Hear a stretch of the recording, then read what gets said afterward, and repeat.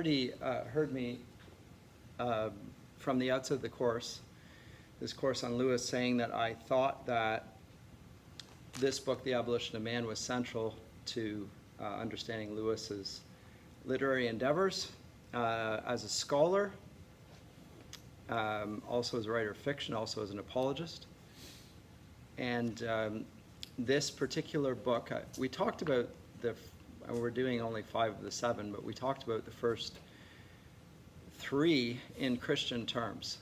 And we could see in the Magician's Nephew, so I guess in terms of not the chronology in which he wrote it, but in terms of where it would be placed historically, it's relating to creation, clearly, right? Aslan breathes the cosmos into existence. There's that sort of notion there. Lion, the Witch, and the Wardrobe, clearly dealing with death and resurrection, redemption for Edmund, among other things. The Voyage of the Dawn Treader I submitted was saying something about the church and its effect on Eustace Scrubb. Remember, we talked about, Lewis mentioned very explicitly his education being progressive, and it was prominent right at the outset.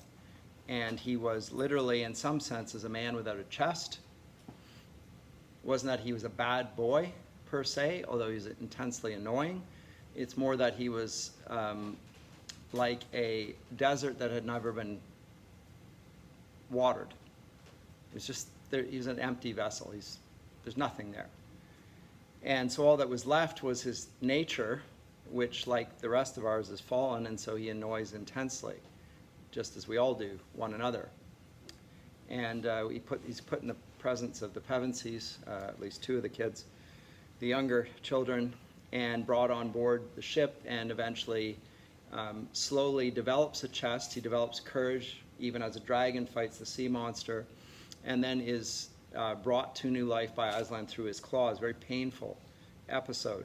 Tears him right down as deeply as can go, and he's sort of born again. There's lots of it, and then voyages and that. Today, it's not so obvious where the Christian influence is. It's not explicit insofar as Aslan never incarnates himself in Narnia.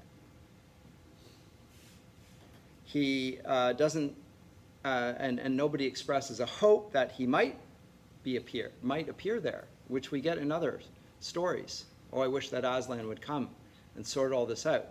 They don't do that. And so, in a sense, it appears like this story is a little bit more remote from Christology. We only see Aslan when we enter and when we leave this world. And that's interesting in itself. I'll talk about that. I've put on the board the sort of trajectory of the novel. Chapters 1 and 2 have a parallel in chapter 16, so it begins and ends in England and Aslan's country. Aslan's country, by the way, being not in Narnia. It's high above it, in the sense, remember we left off last time with the Voyage of the Dawn Treader, and he went up the falls. So it's a place above. It's not actually in Narnia. And in the last battle, of course, they're going to go through a tent and end up in a different place entirely, and they'll say that the old Narnia is like this place. It's a parallel, but it's not the same. It's a story. It's a myth, if you will. But it's a myth that has potency, and it points us to the real place where Aslan actually dwells, and that place is here right at the outset of the story and at the end of the story. So it begins and ends there. In between, we get chapters 2 and 9 and also 15 and 16, we actually in Narnia. But the center of the story is going lower down, and it's in the realm of Underland. This is not the underworld, by the way, although there are features, and Lewis is clearly thinking, to my mind, about the epic and the epic mythology, or the epic plot trajectory whereby heroes go down into the underworld and arise out of it, and thereby are heroic. It's one of the epic conventions for a hero who is not dead to go down to the realm of the dead and yet rise out of it. So there are features there, and we go, the giants in Ettin's Moor are much like the Lastrygonians in the Odyssey, they are cannibals. They are going to eat other sentient beings. So there are parallels to be found there that he's picked up from the epic. But I don't think that's exactly what's going on. As I've said on the board, I think that this is about Christian education. The theme of education and what constitutes Christian education, what's distinctive about Christian education. And I think that this is not going to be immediately obvious to you why I would think that, so I'm going to have to justify it. And but it is rooted in the way in which Aslan does manifest himself to the children when they go down into, like up here, Aslan gives instruction, careful instruction, and he asks Jill to remember it. And she fails to remember it, and so he does it again. And again, he is insistent that she memorize not just the words, but the exact words. I want you to remember this. This is going to be your clue out of that world. This is the way in which you're not going to end up where you are, where the threat lies. This will help you if you remember these things. The word remember here is, of course, just to, bring to mind. But anyone with Christian understanding and a rootedness in Scripture knows how important this word of remembering is. And I've picked this up, and I think he's entirely correct on this. Michael Ward notes this, and it struck me how important the Shema is in this. Shema is the Hebrew word, I'm not sure if I'm pronouncing it rightly, from Deuteronomy 6, verses 4 to 9. Shema, O Israel. What? The Lord your God is one. You shall love the Lord your God with all your heart, all your mind, all your strength. And then it goes on to say, and you shall teach your children. Now, what is the greatest commandment? That was it. When Jesus is asked what the greatest commandment is, it's that one. It's to love the Lord your God with all your heart, soul, mind, and strength. Right? That's what. And the second is like it. He says, love your neighbor as yourself. Right? In Deuteronomy, it goes on to talk about the application of the Shema and where and how it shall be remembered. And how it shall be remembered is to be written on your foreheads, and it shall be on your wrists, right? And it shall be written on the doorposts of your house, and it'll be on the gates of the city. It will govern your thoughts, is how I take it. It will govern your deeds, is how I take it. It will govern the domestic sphere or the private realm of the home, which in the ancient world and in Christianity is sacrosanct. This is the realm of the family. It has its own distinctiveness and its independence of the state. In fact, it's the foundation of the state. But also will go so far as to govern the civic sphere. So it is written on the gates of the city. The gates of the city are the places where justice is done in the ancient world. The elders meet in the gates. And when they meet in the gates, that's like the law courts. So there's a call for the Word of God, which is rooted in love, to permeate your thoughts, your deeds, your home, and the civic world. In other words, everything. That's everything. The private, the public. And it's rooted in love. Now, Lewis has already in the Abolition of Man talked about the ordo amoris. Citing Augustine, I'll just write that down here. That is the ordering of love, the right ordering of love. And we're going to get to this later on in the course. I anticipate things. There's no way giving away the plot, as it were, but it doesn't matter. The four loves that he describes, 3 of them are similar, and one of them is not like the others. He's going to talk about storge, the first love. This is familiar love. You love things that are lovable. You love your favorite chair. You love your whatever. You love your cat. You love your dog. You love your family. This is the realm of the family. Storge, that sort of love. Second type of love is called philia, friendship love. You get to choose your friends. You don't get to choose your family, but you do get to choose your friends. These are people whom you will associate with, and you stand shoulder to shoulder with, and you look at things the same way. They like to do what you do, and you can have as many friends as you want. You can add to them almost ad infinitum. As long as they're of the same mind and look at the same way, they can be your friends. Whereas your family, they may not even look at things the same way. You would think they would, but they don't. But you don't get to choose them. You do get to choose your friends. Your friends look at things this way. Again, you choose them in accordance with their lovability. These are friends and these are not friends. The people you call friends deserve to be friends. They deserve it. Likewise, the third form of love is eros, romantic love, ruled by Venus. You love somebody that's lovable. They're physically attractive, they're morally attractive, they have qualities that recommend them to you. So there's something in themselves which deserves your love. It merits your love. The fourth is not like the others. This is agape love. This is the love of God. We love things that are lovable, whereas God loves things that are unlovable. There's no merit in us. We don't deserve God's love.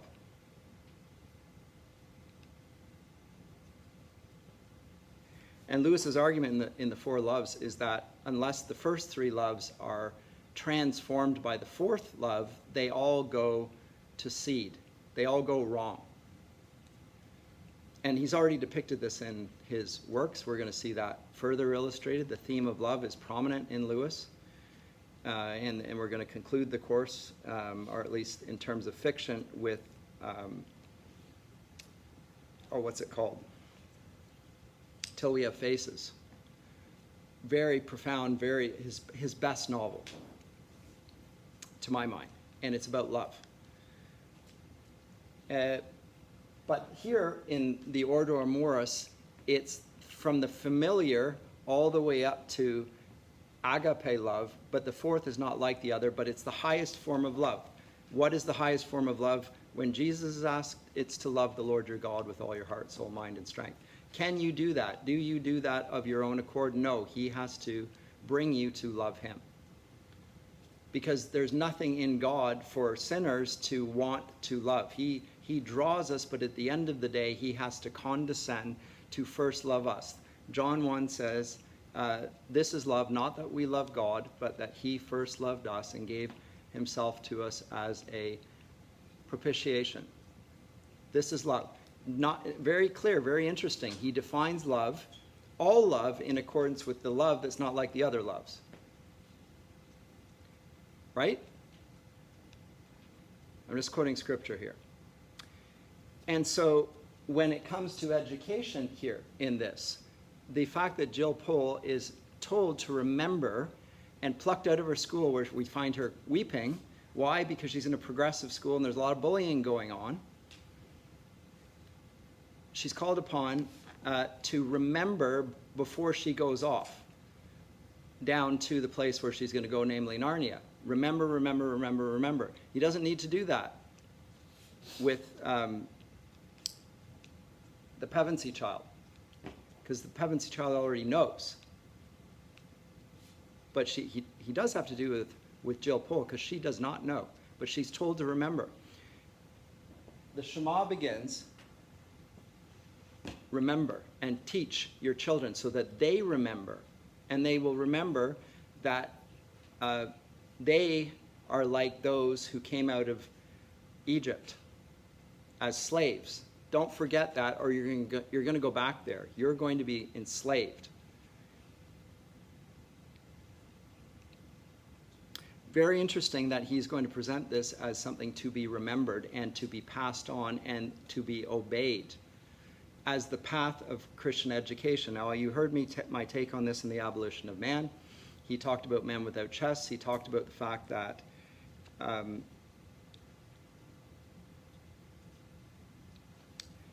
although truth is promoted in the Christian in the education segment or sector, things like beauty and goodness are not. These are values. They're mere values. They're feelings that we have about things. They're subjective. They're not objective. There's no truth in them. In other words, there's a divorce between truth on the one hand and beauty and goodness on the other. And what's interesting about this is that God is the essence of goodness, beauty, and truth, of all three. Jesus is the way, the truth, and the life.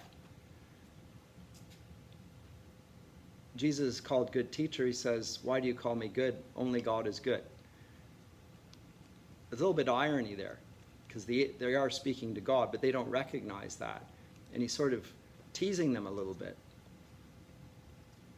But the fact that Jesus is good, everyone will acknowledge, because even his enemies have to trump up charges to get him convicted, because they can't find any fault in him. He never did anything wrong.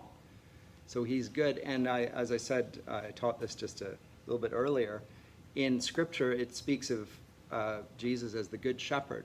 But the word in Greek is not good, it's beautiful. He is kalos hupumenos, the beautiful shepherd. How beautiful in the mountains is the one who preaches the gospel of peace. How beautiful. So God is in himself the essence of truth, beauty, and goodness. All these things are conjoined there. And education, properly understood and conveyed in Lewis's estimation as Christian education, must contain the affective, the feelings, the chest, as well as the head. Be laying on your heart. And I think this is what's happening here, is that Aslan is calling upon them to remember who he is, and he makes her remember that, and she forgets it. This is really interesting. And then an act of, I guess we can't find it any other words than towards the end of this episode, an act of grace, Aslan appears to her in a dream, and she remembers. Remember, he manifests himself in a dream, however. And then she finally remembers what the signs were, and the signs were going to lead them from this, and then she looks out the window and sees, oh no, right? It's too late. I missed the first few signs, but it's not too late. But the call to remember is a call to look to how God has acted in the past in order to know how to act in the present. So in other words, it's revelation. It's pointing us to the primacy of revelation in Christian education, but also to the primacy of obedience. This is a theme in Lewis's novels. It is very important to understand, but not nearly so important as to obey. Because you can't always understand the situation you're in, and yet you can always act rightly and take the consequences, and sometimes the consequences are going to be pretty severe. We will find that here in this work, presented in the form of a figure by the name of Puddleglum. But we'll get to that in a minute. But it's really interesting that the witches' form of education very closely mirrors that Lewis describes in The Abolition of Man.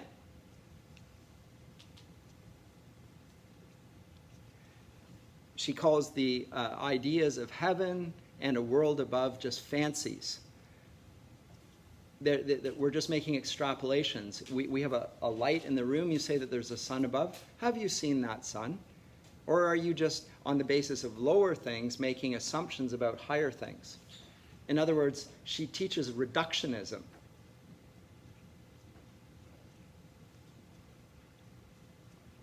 You talk about the great lion. You're just thinking about a cat, and then you're extrapolating and imagining there's a all-powerful great cat. There is no such being. It's make-believe, right? So she's disputing the realm of faith, the thing that, the matters of revelation, and arguing that they should judge on the basis of what they can see and not on what they can remember even. Get rid of memory, get rid of historical things, judge on the basis of what is in front of you right now. All that other stuff is a matter of values, but not of facts. So she's pushing the same educational agenda is the which, as is taught, Lewis says, in the sixth form schools in England. And they leave England, where Jill pulls outside because of the bullying that's going on there, weeping. Okay. This is really fascinating to me. So that's where I want to begin this. Second point, and this is again from Mr. Ward, I think very interesting. He draws the significance of the moon in this work. And I want to read an extract from the discarded image. This is for your reference later. It's when we discuss the heavens. I didn't get into the specific planets there because I thought I would get into it here if I needed to. He talks about the moon, or Luna.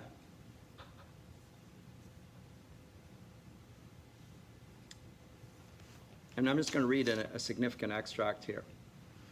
At Luna, we cross in our descent the great frontier, which I have so often had to mention, from ether to air, from heaven to nature, from the realm of gods or angels to that of demons, from the realm of necessity to that of contingence, from the incorruptible to the corruptible. Unless this great divide is firmly fixed in our minds, every passage in Donne or Drayton or whom you will that mentions translunary or sublunary will lose its intended force. We shall take under the moon as a vague synonym like being under the sun, where something completely different is being met. As I say, when Romeo and Juliet are wooing and Romeo swears by the moon, she says, no, swear rather by the sun. For the sun is constant, it doesn't change. Whereas the moon waxes and wanes, I don't want you to be inconstant. In other words, I don't want you to be fickle. Love me today and tomorrow forget who I am. Swear rather by the sun, don't swear by the moon. So we have to understand the significance of moon and its connotations of change, and along with change, and mutability, with fallenness and with sin, because the moon is seen to be a heavenly expression of the effect of the fall. It's struck by human sinfulness. It's like a shock wave that goes out and it even hits the moon. It doesn't hit the higher planets, but it does the lower planets, and it's depicted very strongly in this particular work. So when Gower says, and I'm reading again here, we that dwell under the moon stand in this world upon a weir, which is like it's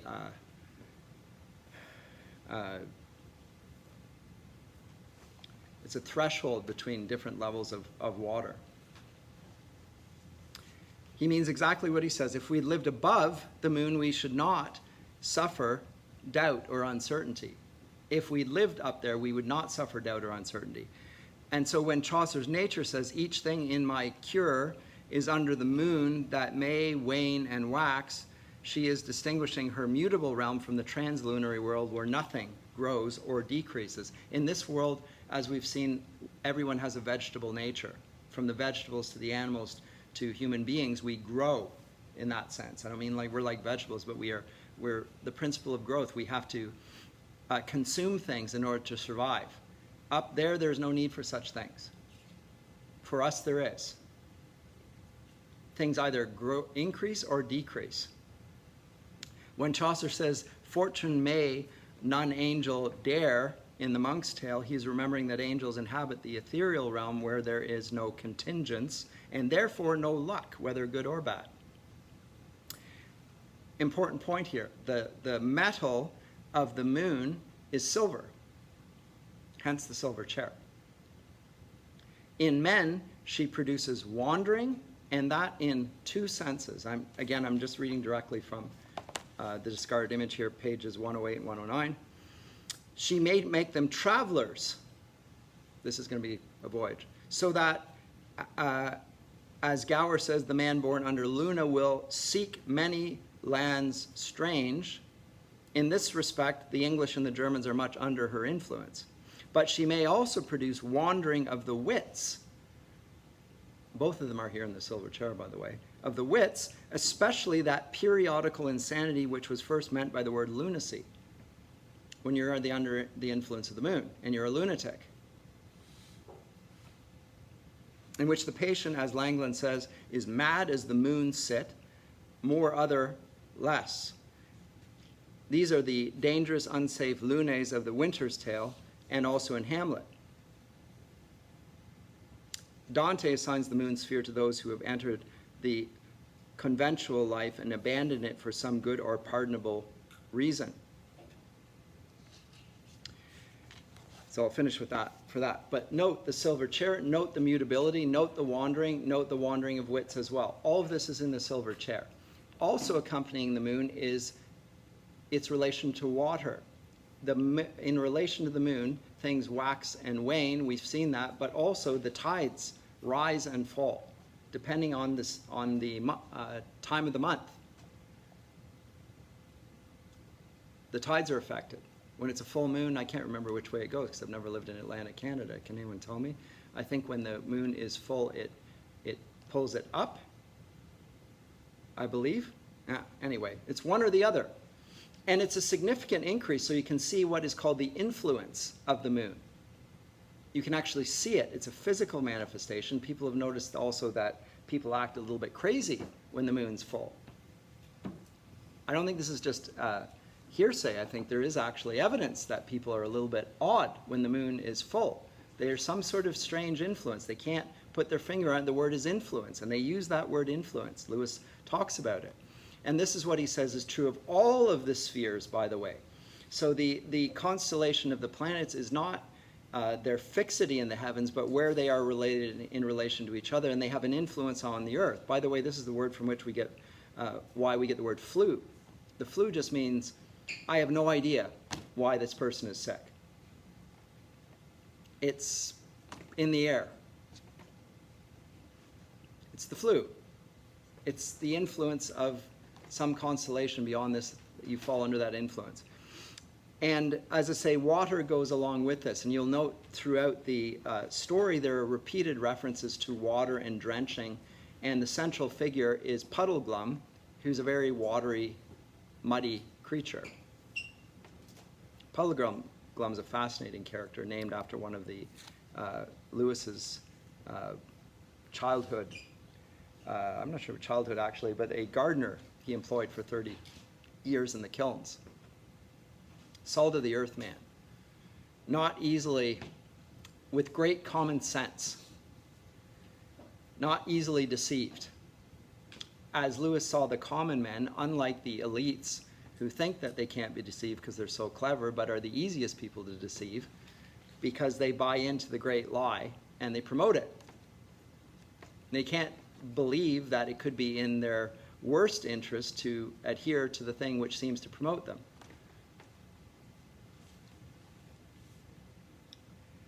But as we'll see in the sci-fi trilogy, the devils actually are not partisan. They want everybody to be destroyed, even those that support their cause.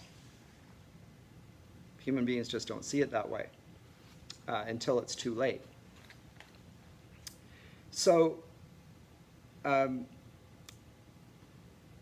this story begins here in England.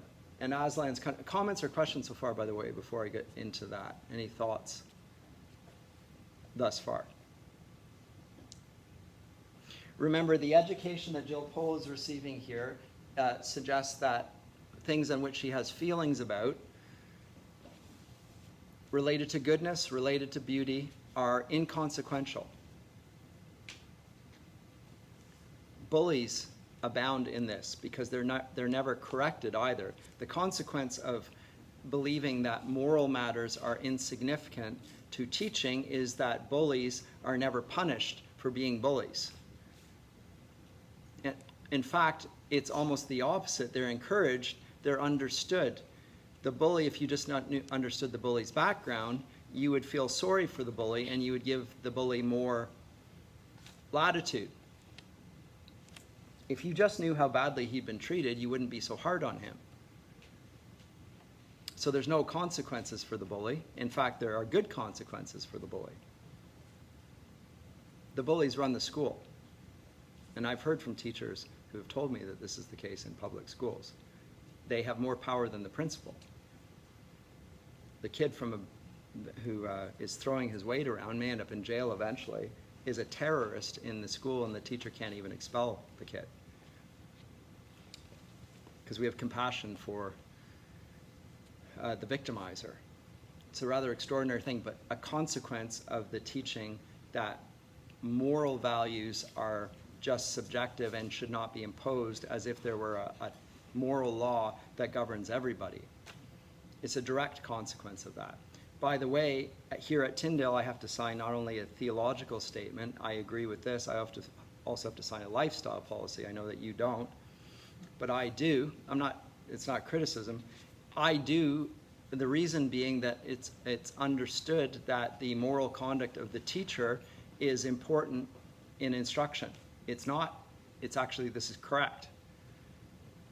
It used to be understood that teachers could not prey on their students in various ways. Now it happens all the time in the public schools and elsewhere. Sadly, in the church sometimes as well. Terrible situations. But at least in the church we understand it's wrong, and that but this is why teachers are held to a higher standard. They're moral examples. Their example is not just in what they teach, but also how they act, because people follow the example of those that are around them, particularly those in authority. So it's right. But here, bullies rule the roost, and she's very upset about it. What's Aslan going to do about that? He doesn't immediately intervene in the school to rectify things. He takes Jill Pole on a voyage, on a journey, just sort of like Telemachus at the beginning of the Odyssey. She's not ready yet to go and confront the bullies. That's going to come. That's going to be at the end of the story. What do they do to the bullies? They give them a lesson. They give them a whooping. Right? Not to kill them, the flats of the swords. Just whack them, hurt them, give them a lesson, an old-fashioned lesson to teach them. It's correct to say that this is just. You did this wrong, therefore this is what you get in return. There's justice in it. We're administrating justice here. Commensurate with the crime. Do they deserve to die? No, of course not. They're just bullies. They're being mean. But there still should be some consequence for that. And it's administered there at the end. But that's at the end. In between there, he wants to make a broader appeal. And the appeal, I submit, is about Christian education. Now, at the beginning of this, as I say, when Aslan is up on the hill, high above in his own country, where it is, we don't even know. We look down below. What's down below? Well, that's Narnia. Right? We left off last time when we were talking about Voyage of the Dawn Treader, and Reepicheep goes up the waterfall to this great height. Here we're at the great height, looking down. And you could, if you wanted to, see this as a mountain, the mountain of the Lord. If you wanted to think biblically. This is the mountain of the Lord, where when Moses goes up the mountain to receive teaching from God, the Ten Commandments, same with the Sermon on the Mount. It's a sort of a parallel scene. There's teaching going on there. From on high, you go down now and live it out. Same here. We're up in the high place, and she is taught to remember what he said. The 4 signs, there are 4 signs that are going to help you in your voyage. And she immediately forgets the first one.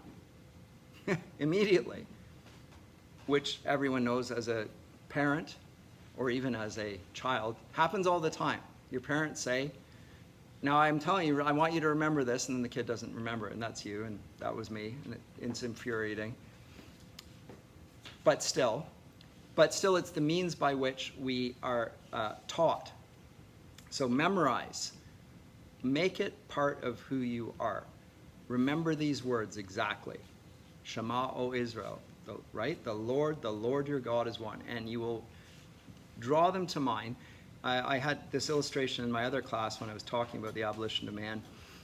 These days when I ask people what something means, I often find that they immediately flip open a laptop or a smartphone and do a Google search and tell me the answer to the question I asked. And I thought, that's not what I was after, because I know what the answer is. I'm not asking you to tell me something I don't know. I'm wondering whether you know it, and if you don't know it, I don't want you to do a Google search. If you know it, you know it. The internet doesn't know it. You will give me the answer. If you don't know the answer, I will happily tell you what the answer is. And it's okay to confess your ignorance, but don't tell me that you've answered my question by doing a Google search. You're telling me what Google says. What Google says may not even be correct. How would you know? You wouldn't know. You have to start with a point of knowledge in order to know what falsehood is. This is the point of the primacy of revelation. You have to know what truth is in order to identify what falsehood is. They don't come together, truth and falsehood. I mean, you can do that to some degree, but first of all, you have to know what truth is, and then you can identify falsehood, particularly in the realm of morality. We'll get to this when we look at Mere Christianity, where he digs down in the first 4 chapters and really discusses what he dealt with in the Abolition of Man, in the Men Without Chests, the moral law, the natural law, and he will illustrate that abundantly here. But one thing that it teaches people is to be courageous. The moral law tells us that there are things worth fighting for, as Samwise says to Mr. Frodo. There are the things worth fighting for. And it takes great courage to do so. Can a man without a chest do that? No chance. Can Jill Pole, who can't stand up to the bullies, do that? No chance. Is Aslan, is God going to come into that situation and rescue from the bullying? No. Unlikely. Could, can, but likely doesn't. That's not the way it works. Because he wants people to stand with their full human nature. In other words, they're putting on Christ. Was Christ brave? Oh my goodness. There is no braver man who ever lived. There is no braver man. Facing all your enemies and your friends are going to betray you, and you know you're going to take the sins of the entire world, past, present, and future, upon yourself and be cut off from the face of God, whom you've known from eternity. So much so that in the Garden of Gethsemane, he sweats blood. Extreme distress, physical signs of fear. Blood is seeping from his pores. It can actually happen, by the way. But extraordinary fear. And yet he obeys, and he does it because it's God's will. Yet not my will, but yours be done. Right? So terrific courage. Can we have that courage? Not without Christ, I don't think so. However, not that sort of courage. However, courage can be taught and it can be modeled. And it's important that it be. But it also then has to be remembered. So it starts with memory. He tells her what to do. She immediately forgets. And the dwarf Trumpkin goes off. Sailing off, they miss the opportunity there. And now they're going to have to do it the harder way. And the way they're going to have to do it is going through the land of Narnia and ending up on a long voyage through marshy lands with the company of this strange figure called a marsh wiggle named Puddleglum. Very funny old figure. And very unlikely, a figure a lot like Reepicheep, in the sense that although he's a strange figure, he is much beloved. Reepicheep and Puddleglum are loved in some ways more than the animals in Narnia. So when you get to the last battle, we will have a unicorn. I don't think he's as lovable. He's admirable, but not nearly as lovable as these characters, who are a little bit beneath us and act above us. That's the point.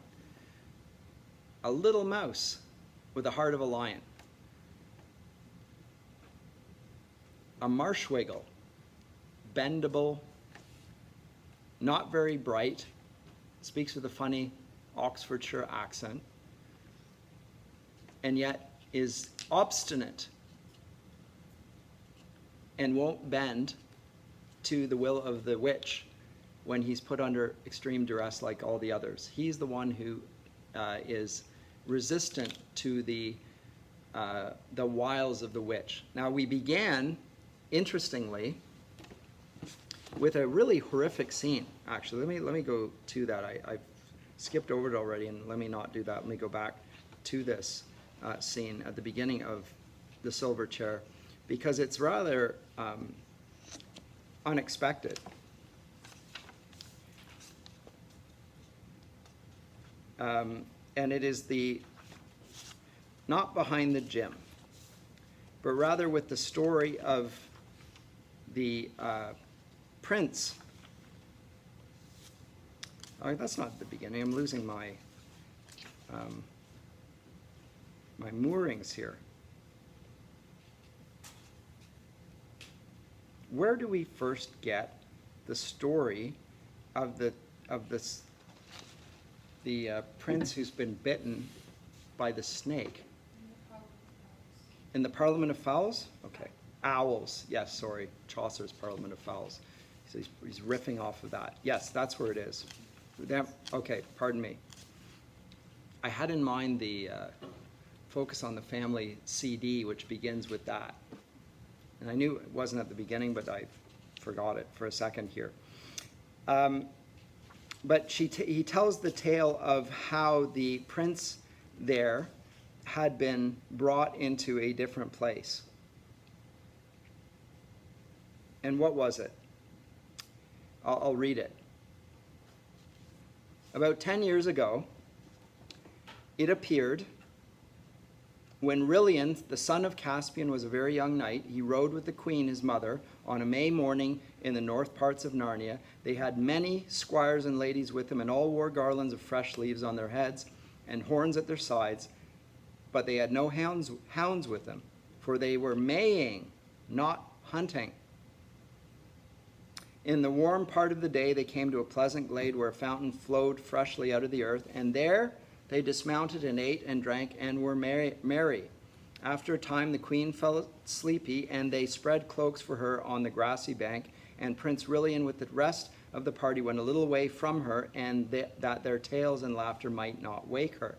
A little bit like Prince Hamlet's father, Claudius. He lies down. Remember, his enemy, his brother, pours poison in his ear.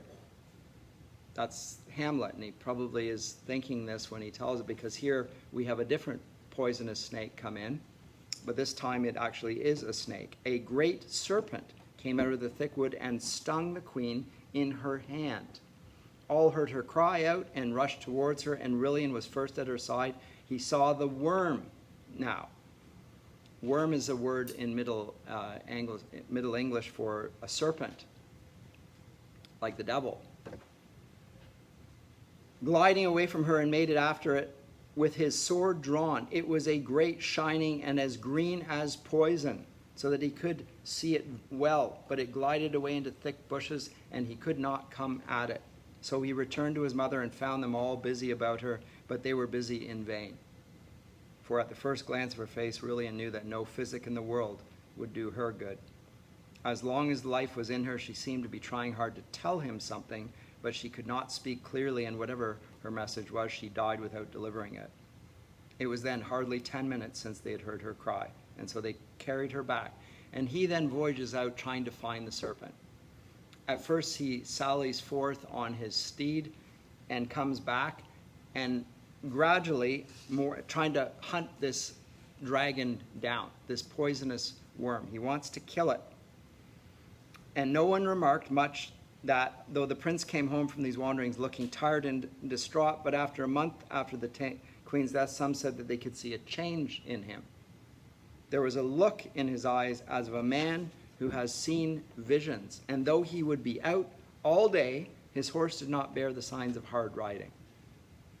Something's happened. Well, we found out what has happened. The witch has come upon him and has bewitched him. And the chief among the old courtiers was the Lord Drinian, who you remember from Voyage of the Dawn Treader. He was the captain. One evening, Drinian said to the prince, "Your Highness must soon give over seeking the worm. There is no true vengeance on a witless brute as there might be on a man. You weary yourself in vain." What's the point in hunting down a serpent? The prince answered him, "My lord, I have almost forgotten the worm this 7 days." Drinian asked him why, if that were so, he rode so continually in the northern woods. "My lord," said the prince, "I've seen there the most beautiful thing that was ever made." "Fair prince," said Drinian, "of your courtesy let me ride with you tomorrow, that I also may see this fair thing." "With a good will," said Drilian. And they go on a gallop, and they think that it is strange that they come at the same fountain where the queen got her death. Drinian thought it strange that the prince should choose that place of all places to linger in, and there they rested till high noon.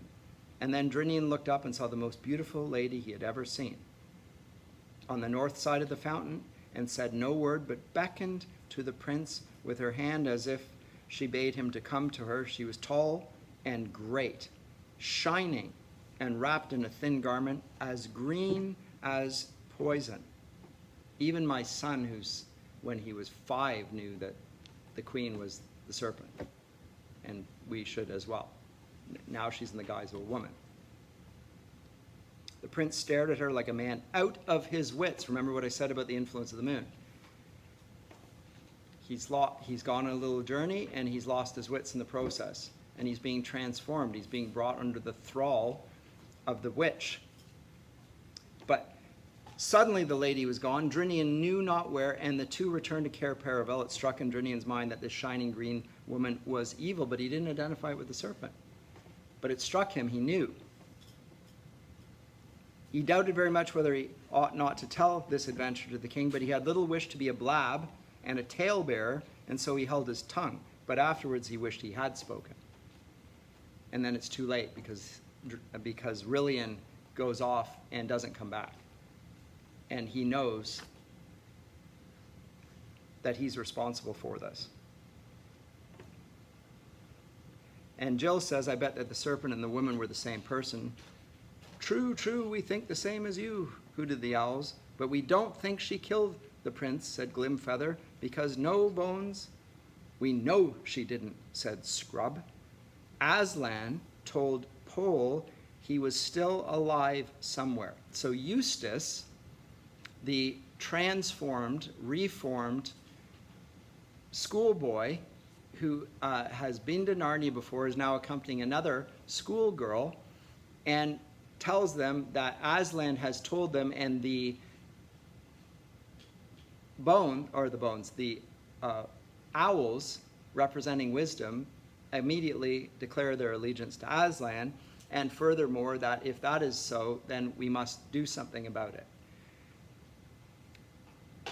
There's evil afoot, but there's a rescue to be launched, and it's necessary that it be so. "And that almost makes it worse," said the oldest owl. "It means she has some use for him and some deep scheme against Narnia. Long, long ago, at the very beginning, a white witch came out of the north and bound our land in snow and ice for 100 years, and we think this may be one of the same crew." "Very well then," said Scrub. "Pole and I have got to find this prince. Can you help us?" "Have you any clue, you two?" "Yes," said Scrub. "We know we've got to go north to the land of ice and snow. Ever since Dante, ice and snow is associated with hell.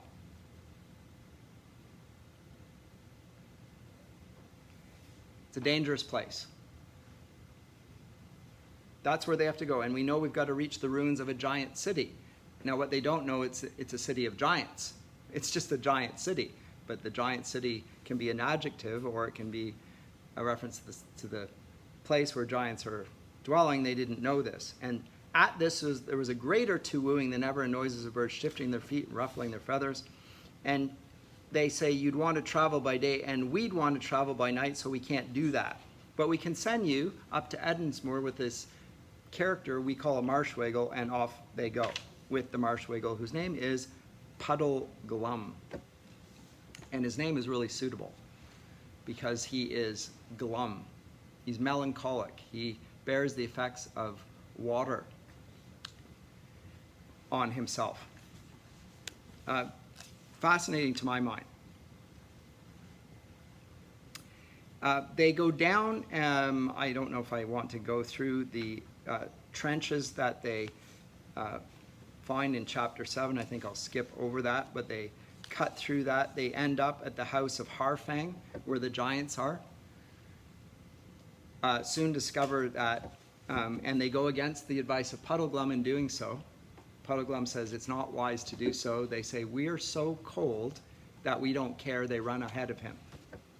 And he, even though he knows that it's folly, goes with them because he's sworn to be with them and he's going to accompany them, even though he knows it's wrong.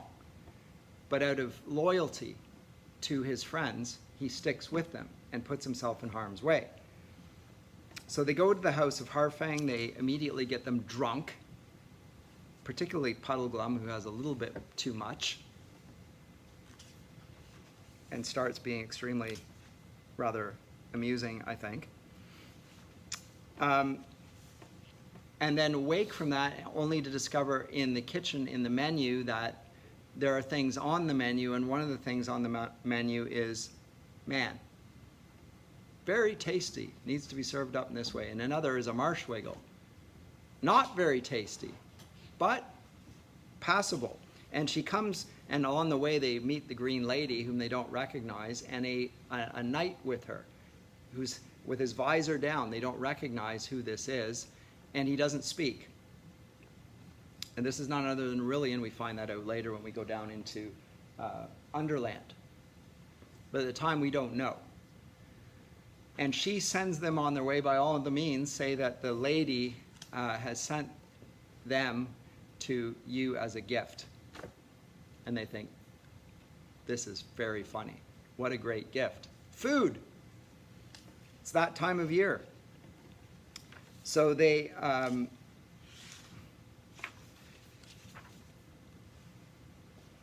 discover that they are in the realm of the enemy, and they need to get out of there in a big hurry. And they come upon this by means of the dream that's given to Jill in chapter 8 by Aslan. He appears to her again and says, remember what I taught you before? Like, I couldn't remember, and now I remember. She goes over to the window, looks down, and sees words written out long ago, centuries ago, millennia ago potentially, and can see it's down here. Here's where you need to go. So they escape and go then down into Underland. Remember, they're there to find Aurelian.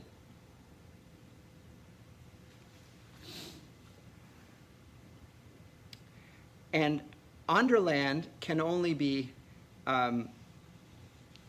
escaped if they remember, and if they put the mountain of Aslan first before any other consideration. Obedience to Aslan is paramount.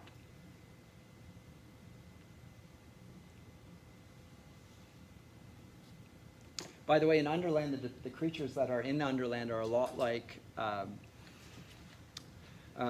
H.G. Wells's myth of the caveman, which is very common in anthropology, that the idea that the higher beings ascended from the lower beings.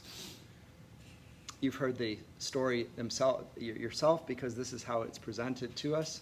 Developmental history: mankind began in living in caves, dragging his wife around, or the woman around by the hair, beating her with a club, spoke in grunts and cries, had crude implements, had no real science, was superstitious, right? That's the portrait of the ancient past. And somehow they discover language and so forth. And so it's an evolutionary explanation for how things came about. I think that historical evidence, archaeological evidence, totally contradicts this narrative. The ancient world is extraordinarily technologically advanced. There are signs of high degrees of knowledge and sophistication. There are ancient kings that clearly sailed around the whole globe long before, in the 16th and 17th centuries, the Europeans went around the globe. There are ancient sea kings that went around the globe before this. There's the story of Atlantis. There's a sense that in the past there was a great deal of knowledge, and that knowledge has been lost. But that's not the portrait in contemporary anthropology. It's rather the other way around.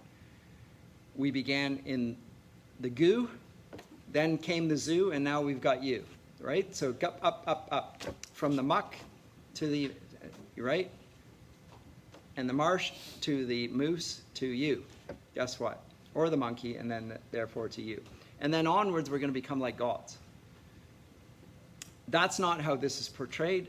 There's an ancient, someone put in the past, here is where this is, and the sense is there's providence here. This was intended for them at this very point to come and see the writing, to go down into the Underland here, and they go then down there, having ignored what they were told, what she was told to memorize. Now they finally got it. It had to come, Aslan came miraculously to Jill's rescue in a dream.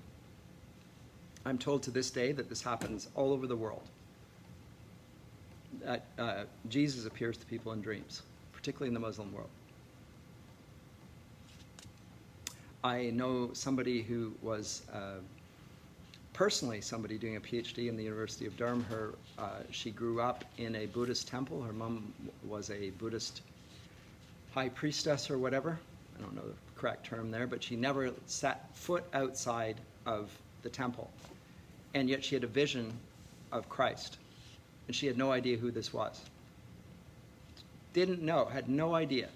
And so she asked people when they came in to her temple who this was, and people would say, I have no idea. And eventually somebody said, well, it sounds like the one that Christians call Jesus. God found her there, brought her to faith. Extraordinary. It happens. But that's not the way, that's not plan A. That's, in a sense, a different way for God to act. The primary way is through Christian education, through memory. That's how you create disciples. It can happen in many ways, through good and bad circumstances, but the normal way is for us to cooperate and be a part of the mission of God. So when they leave and go down into Underland, they find that they have to travel without the sun. That's telling here. The sun had guided them before. Now they are not under the influence of the sun any longer. If you want to see something along the line what Tolkien does in The Lord of the Rings, you could see something like that here. Remember in the land of Mordor, Sauron creates a great deal of smoke so that the light is hidden and the dark creatures can scrabble about on the surface. Here they go underground, into Underland. So chapter 10, who's there? Shouted the three travelers. I am the warden of the marches of Underland, and with me stand 100 earthmen in arms, came the reply. Tell me quickly who you are, and what is your errand in the deep realm? We fell down by accident, said Puddleglum, truthfully enough. Many fall down, and few return to the sunlit land, said the voice. Make ready now to come with me to the queen of the deep realm. What does she want with us? asked Scrubbed cautiously. I do not know, said the voice. Her will is not to be questioned, but obeyed. This is the will of the queen of the deep realm. It's also Aslan's way. This is what they have to learn. They have the freedom to do whatever they want, but the freedom is to be exercised through obedience. That is the way to please. That is the way to act as the followers of Aslan. That's how Jill has been taught, and it's the path of Christian education. Note that it's not that of conversion. That's what Eustace Scrubb had in the Voyage of the Dawn Treader. This is Christian education. It's exercised in obedience. It's expressed through courage.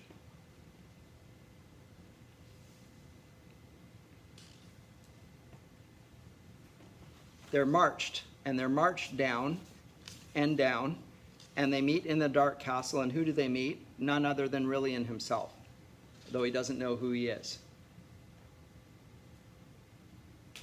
And he's very courteous. He's retained his courtly manners.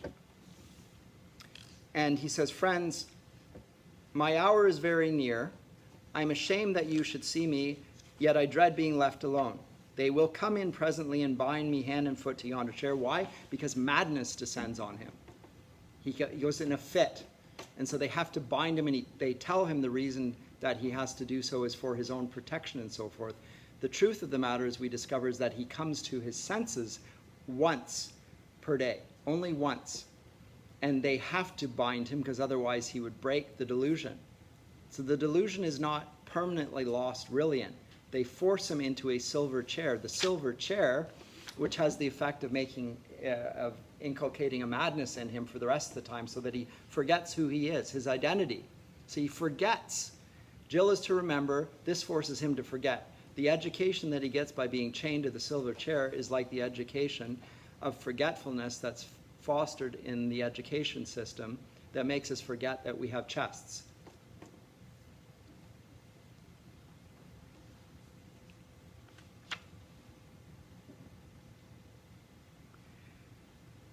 Scrub asks, are we going back to watch the enchantment or shall we stay here? Stay here, I vote, said Jill. I'd much rather not see it, but she felt a little inquisitive all the same. No, go back, said Puddleglum. We may pick up some information, and we need all we can get. I am sure that queen is a witch and an enemy, and those earthmen would knock us on the head as soon as look at us. There's a stronger smell of danger and lies and magic and treason about this land than I've ever smelt before. We need to keep our eyes and ears open. By the way, when I was in Durham, and young convert, but theology came like philosophical ideas pretty easily to me because I capacity for thinking and so forth. So I'd sit in the congregation, we'd hear sermons on the Sunday, always good sermons. Every once in a while we get a guest preacher, and guest preacher sometimes a little off. There's a little old lady that sat in the back pews. I think she had a grade 8 education. Her name was Alice. She wore a little hat on her head, I'll never forget her. And she used to come up to me afterwards and said there was something not quite right about the sermon. What was it? She says, I don't mean to be, disrespectful and so forth. There's something was caught not quite right. And I would say, well, it was this. And she said, yes, that was it. It was that. But she couldn't name it. But she knew it. She could smell it. You could smell that it was wrong, but she couldn't identify what it was through words. But she knew it. She sensed it. And she knew it was, no, I don't want that. But why is that? I saw this as different roles within the church. I have a capacity for discernment and to be able to articulate the discernment in a particular way. She was as faithful, as true as old oak, solid, would not be moved, very courageous lady.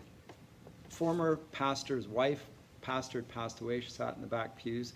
She always smelled it when it was wrong. And I remember my pastor at the time saying that when you preach regularly, people know what's right and wrong, even though they can't tell you why it's right and wrong. But they know it and they won't go against it. Very important. And that's what Puddleglum has. The Puddleglum is not highly educated. He's portrayed obviously as not particularly intelligent. He's just a gardener. He's a marshwiggle. But he has a certain model of courage that is going to become the means of salvation in this situation. Because the white witch is going to bewitch them, literally, all of them. Little exchange between Jill and Puddleglum at the end of chapter 11. Because we hear from the shrieking voice of Rillian that it is I. And he says, by the bright skies of Overland, by the great lion, by Aslan himself, I charge you. Oh, cried the three travelers as though they had been hurt. It's the sign, said Puddleglum. It was the words of the sign, said Scrub more cautiously. Oh, what are we to do?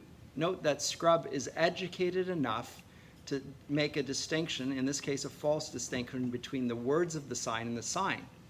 Words are signs, by the way. So no, it's not the sign, it's the signs of the sign, but it's not the sign. Why? Because he's not courageous enough to seize upon it. It can't be that simple and straightforward. He's afraid.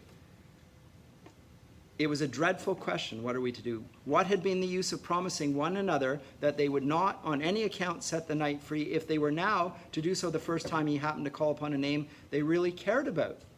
On the other hand, what had been the use of learning the signs if they weren't going to obey them? Yet Could Aslan have really meant them to unbind anyone, even a lunatic who had asked it in his name? He could have just been saying in Jesus' name. Does that mean he is this? No. But if it's a sign, then it's a little different, isn't it? Could it be a mere accident? Or how if the queen of the underworld knew all about the signs and had made the knight learn his name simply in order to entrap them? But then, supposing this was the real sign, they had muffed 3 already, they daren't muff the 4th. Oh, if only we knew, said Jill. I think we do know, said Puddleglum. Do you mean you think everything will come right if we do untie him, said Scrub. I don't know about that, said Puddleglum. You see, Aslan didn't tell Pole what would happen. He only told her what to do. That fellow will be the death of us once he's up. I shouldn't wonder. But that doesn't let us off following the sign. They all stood looking at one another with bright eyes. It was a sickening moment. Why bright eyes? Because they knew it was right.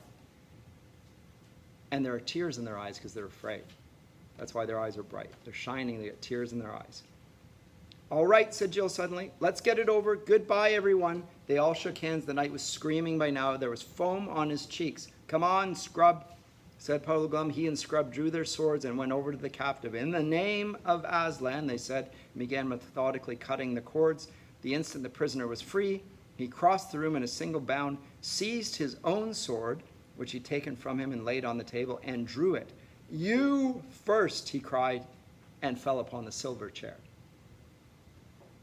That must have been a good sword. The silver gave way before its edge like string, and in a moment a few twisted fragments shining on the floor were all that was left. But as the chair brake, there came from it a bright flash, a sound like small thunder, and for one moment a loathsome smell. Lie there, vile engine of sorcery, he said, lest your mistress should ever use you for another victim. And then, of course, we see Rillian restored to himself. Do I see a marshal who he recognized? He's not a madman at all. They're lucky. They've broken the spell, right? But they did it through obedience, against their own senses. Note that their intellect was being led by their cowardice. It was plain. It was too plain. It couldn't be that. That's the literal. You're taking it literally.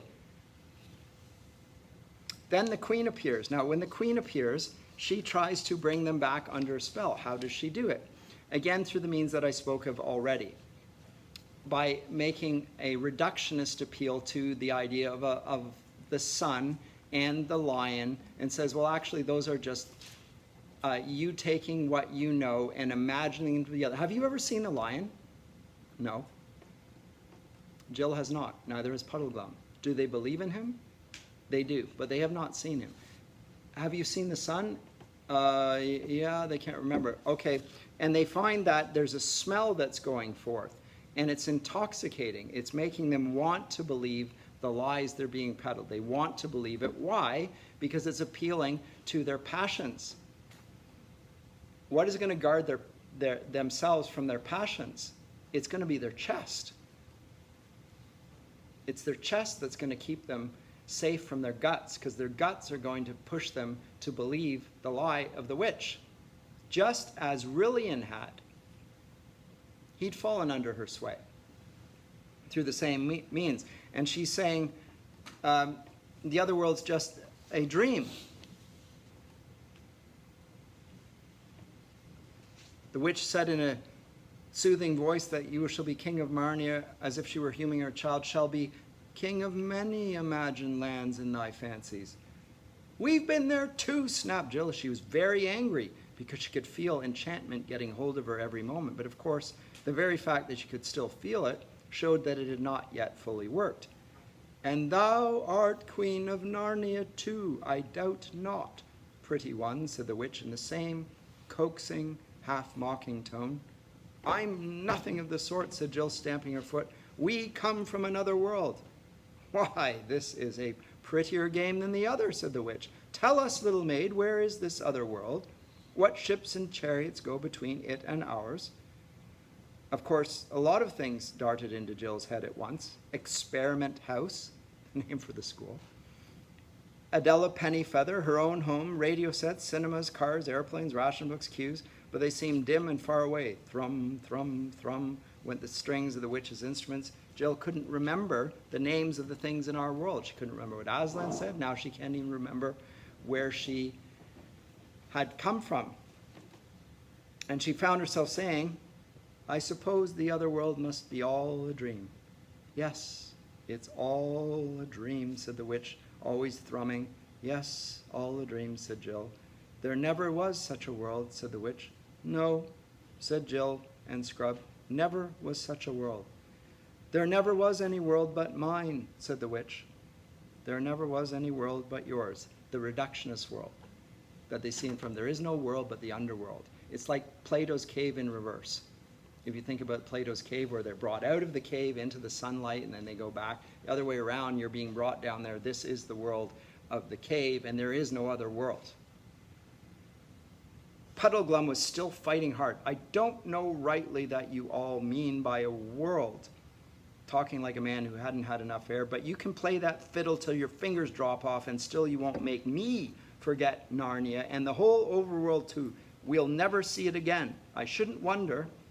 You may have blotted it out and turned it dark like this, for all I know, nothing more likely. But I know I was there once. I've seen the sky full of stars.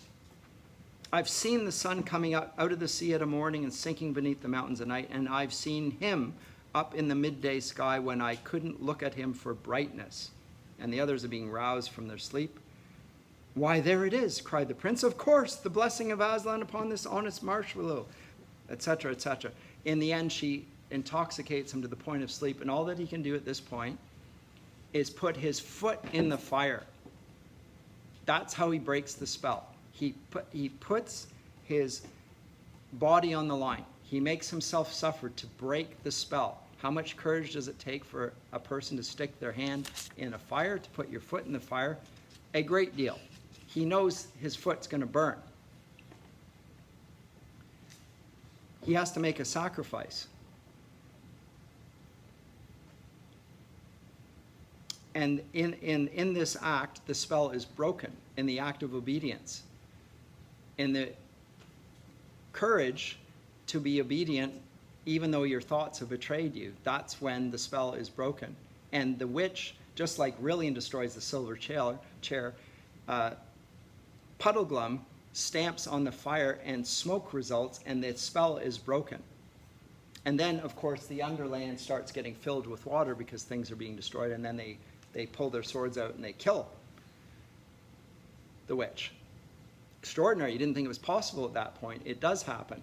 Then they still have to get out. They do get out. They go back to Narnia and have to fight a battle against, because this was an insurrection. The plan was to overcome Narnia from down below. They're going to come up in revolt, and they have to put that down. They do, and then they return, I'm just running out of time, to England and Aslan's country, back to the schoolyard. And now we have a very different Jill Pole, and we have a very different Eustace Scrub. And they're going to teach those boys a lesson. And they teach them a lesson because they have courage to face the bullies now, which they didn't have before. They've learned it through experience. Again, he's reinforcing the same sorts of themes over and over in different ways. But this is the product of Christian education, and the Christian educator here is none other than the Marshwiggle. Not the smartest character in the room, but the most virtuous, the one with the biggest heart, right? He's not a man with a chest, a Puddleglum with a chest, but still the point. He leads even the king, or Prince Rillian, in the right conduct there, right? So your teachers are moral exemplars. That's what's being taught here. I think it's very helpful and interesting, but I'm done for today.